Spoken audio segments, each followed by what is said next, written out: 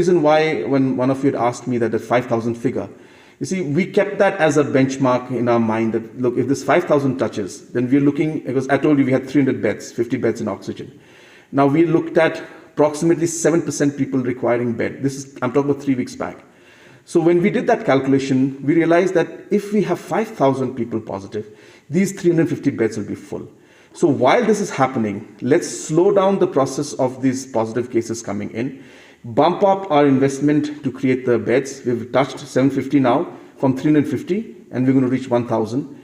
And so obviously that 7% of that happens, then you can make your calculations as to what numbers. So it's like we're going with this graph moving ahead, and we're moving with the graph of the growth of the hospitals also.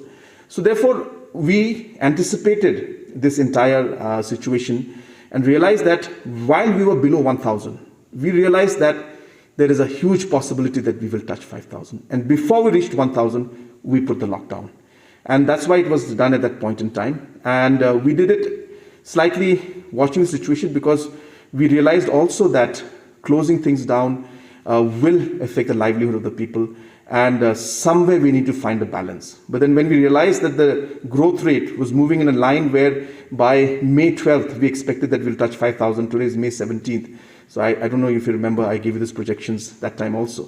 So we managed to slow down things. And instead of 12th of March, it's the 17th of May, we're touching 5,000. But if the trend continues, we will go beyond 7,000, 8,000, maybe even 10,000, in a short time. So we need to continue to ramp up our beds and our oxygen plants and oxygen beds, and continue the restrictions in the way it is, and urge the citizens of our state to ensure that they follow the protocols so that we can, slow down the spread of this virus and move ahead with our vaccination program, and hope that we get the sufficient stocks from central government.